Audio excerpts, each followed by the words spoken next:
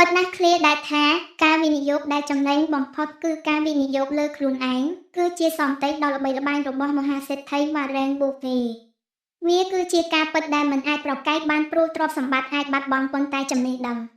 និងសមត្ថភាពនឹងនៅជាប់ជាមួយអ្នកជានិច្ចខាងក្រោមនេះគឺជាមាតិកាមកឥតអំពីរបៀបវិនិយោគលើខ្លួនឯង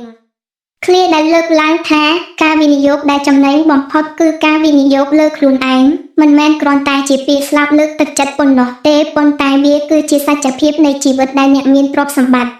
និងអ្នកប្រាជ្ញល្បីៗជុំវិញពិភពលោកតែងតែប្រកាន់ខ្ជាប់ខុសពីការវិនិយោគលើវិស័យអចលនទ្រព្យផ្សារហ៊ុនឬមាសដែលអាចមានហានិភ័យនៃការខាតបង់តាមបម្រែបម្រួលសេដ្ឋកិច្ច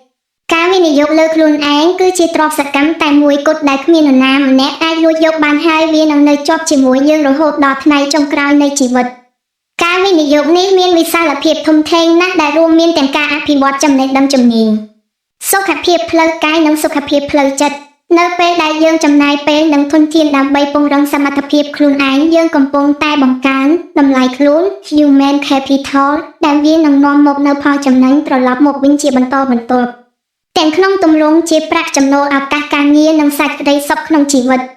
ជាដំបូងការវិនិយោគលើចំណេះដឹងនិងជំនាញគឺជាម៉ាស៊ីនផលិតចំណូលដ៏មានឥទ្ធិពលបំផុតនៅក្នុងយុគសម័យ Digital ដែលពិភពលោកផ្លាស់ប្តូរយ៉ាងរហ័សប្រសិនបើអ្នកមិនព្រមរៀនសូត្រអ្វីដែលថ្មីនោះអ្នកនឹងក្លាយជាមនុស្សហួសសម័យ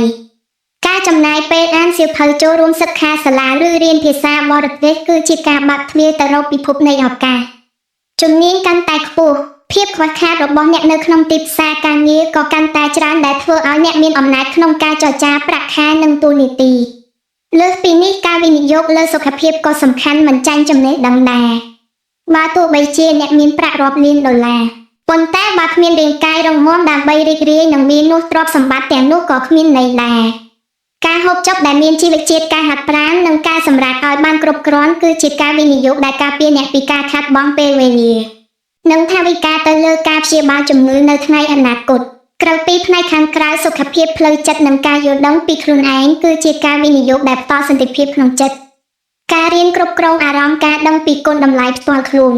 និងការមានសុខភាពនិយមជួយឲ្យយើងអាចឆ្លងកាត់រាល់វិបត្តិក្នុងជីវិតដោយភាពរឹងមាំ